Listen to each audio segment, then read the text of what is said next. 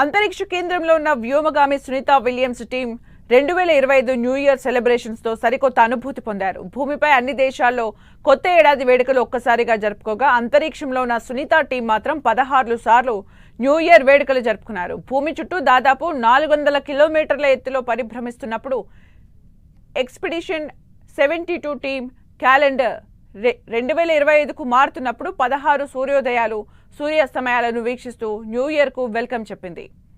2024 June 5న అంతర్జాతీయ అంతరిక్ష కేంద్రంలోకి వెళ్లిన అమెరికన్ ఆస్ట్రోనాట్లు బార్ విల్మోర్, సునీత విలియమ్స్ అక్కడే కొన్ని రోజులు గడిపి తిరిగి భూమిపైకి రావాల్సి ఉంది. అయితే అనుకున్నట్లు జరగలేదు. బోయింగ్ కంపెనీ రూపొందించిన స్టార్ లైనర్ అనే వ్యోమనౌకలో ఈ ఇద్దరు అంతర్జాతీయ అంతరిక్ష కేంద్రానికి వెళ్లారు. ప్రయాణికులను అంతరిక్ష కేంద్రానికి తీసుకెళ్లేలా రూపొందించిన మొదటి స్పేస్ క్రాఫ్ట్ ఇది. ఈ కొత్త అంతరిక్ష వ్యోమనౌక పనితీరును పరీక్షించడంలో భాగంగా వీరిద్దరిని ఇందులో పంపించారు. 8 రోజుల్లో తిరిగి రావాల్సిన వారు ఇప్పుడు 8 నెలలు అంతరిక్షంలోనే ఉండాల్సిన పరిస్థితి వచ్చింది. సునీత విలియమ్స్ విల్మోర్ ప్రయాణించిన వ్యోమనౌక ఇంటర్నేషనల్ స్పేస్ స్టేషన్ కు చేరుకోవడానికి ముందే అందులోని ప్రొపల్షన్ సిస్టంలో లీకులు వచ్చాయి. థ్రస్టర్స్ క్లోజ్ కావడం లాంటి సమస్యలు కనిపించాయి. అయినా సరే వారు అంతరిక్ష కేంద్రానికి సురక్షితంగానే చేరుకున్నారు.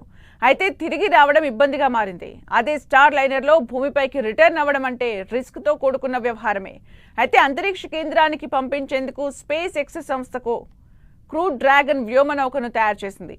అందులో వాళ్ళిద్దరు భూమి మీదకు వచ్చే ఛాన్స్ ఉంది. సెప్టెంబర్న దీన్ని స్పేస్లోకి పంపారు. ఫిబ్రవరిలో అది రిటర్న్గా వస్తుంది. అందులోనే సునీత భూమి మీదకు రాబోతోంది.